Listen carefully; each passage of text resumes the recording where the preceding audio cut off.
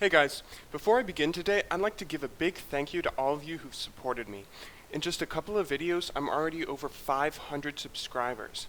I want to make this YouTube channel about you guys. I've tried to do that so far with interacting, answering some questions, adding some of you, and playing some games. But I want to keep on giving back. So once I hit 1,000 subs, I'm going to try and get 3 $10 RP codes to give out to random fans. Once I hit 2,500 subs, I'll give out 6 $10 RP codes, and if I ever get to 5,000 subs, I'll live stream a playthrough of the new Amnesia game that's coming out, Amnesia: A Machine for Pigs. But let's get to the video. So today I'm going to tell you why your deaths are bad. And I'm sure you're thinking to yourself, well, obviously, there isn't one game I've played where deaths are good. And that's true, but I'd wager that most of you don't realize just how bad your deaths really are. A large number of players, especially at lower elos, view the game similarly to Call of Duty or any other shooter. They complain when you KS them, they go into lane looking only to get kills. If their team gets down 5 kills, they often call GG, and if their team gets up in 5 kills, they often think that means they won the game. And yes, kills are good. All the bad things I'm about to tell you about deaths are inflicted upon your enemy when you kill them. But the problem is in lower elos, too many people have the mentality, get as many kills as possible.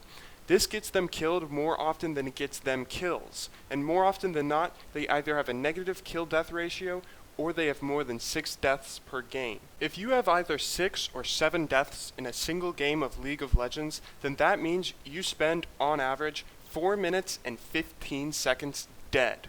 You're doing nothing. You're dead. This is not including the time it takes to get back to lane or anything. This is simply the amount of time you spend looking at a gray screen. That means for 14% of the game, you aren't available for team fights, you aren't available to defend towers, dragons, or barons, you aren't able to CS, you aren't getting experience. You're dead.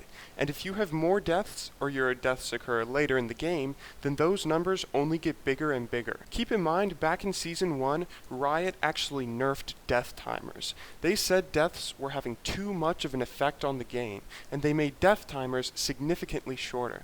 Even with these nerfs though, you still miss a large chunk of the game due to deaths, and especially if you have over 6. The reason people try to go for kills so much, and end up getting themselves killed from overextending so much, is, in all honesty, that's what we've been taught to do.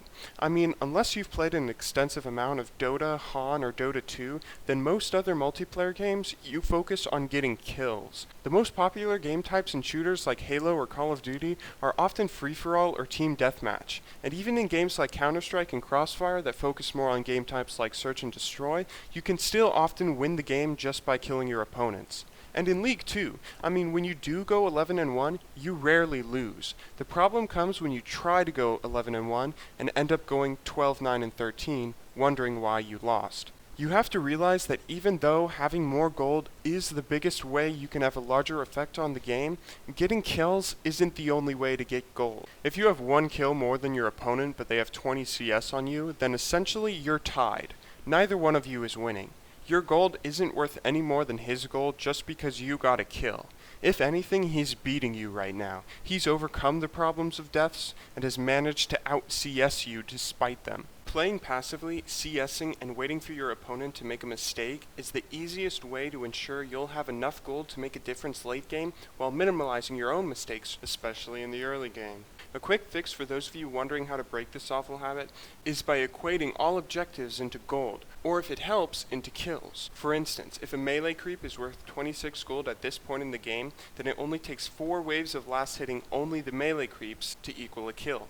2 towers equals 5 kills, 1 for each teammate. 2 dragons equals more than a kill for each teammate. You can also try to challenge yourself. Try to make it through a game with 0 deaths. You probably won't be able to do it, but you'll also probably end up having less than 5 deaths, and you'll probably end up winning.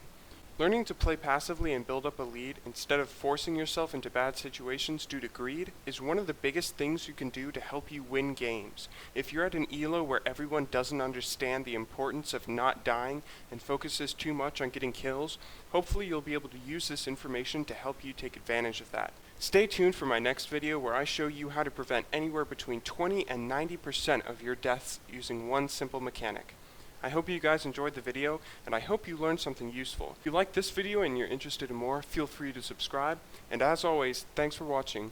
Good luck in solo queue, and have a wonderful day.